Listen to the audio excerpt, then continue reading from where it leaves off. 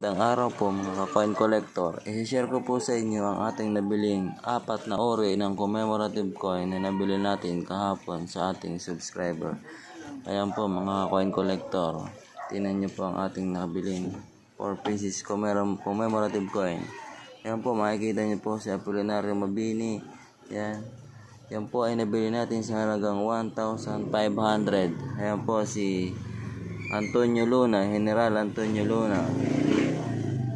At ayan naman po ang isa, ito po, si Andres Bonifacio, mga ka-coin collector. Ito isa naman po ay si General Miguel Malvar. Ayan po.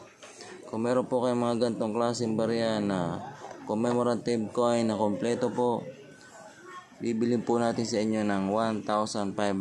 Depende pa rin po yan sa kondisyon na inyong hawak na barya. Kapag po yan ay brilliant and circulated o brilliant condition, mas mataas po ang halaga niyan. Ayan po mga coin collector.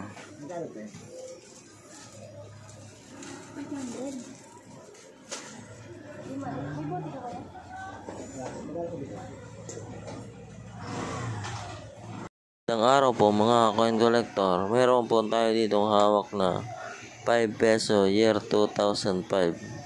Para po sa kaalaman ng mga bagong viewers na nagsisend po sa atin ng mga ganitong klaseng barya, ang year 2005 po na 5 peso coin ay isa lamang po itong common coin. Ang binibili po na year 2005 ay yung 1 peso coin na BSP series.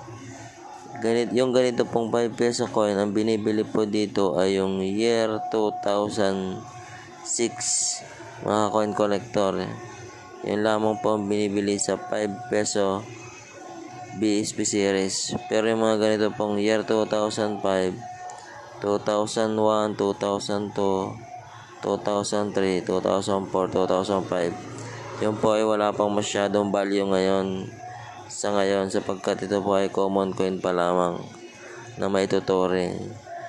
Ang mas hard to find po sa gantong barya ay yung year 2005 na napakahirap na pong makita at bibihira na lang po ito. Kung makakita po kayo ng year 2005, bibili po natin sa halagang 1,000 hanggang 1,500. Maraming salamat po mga ka-coin collector.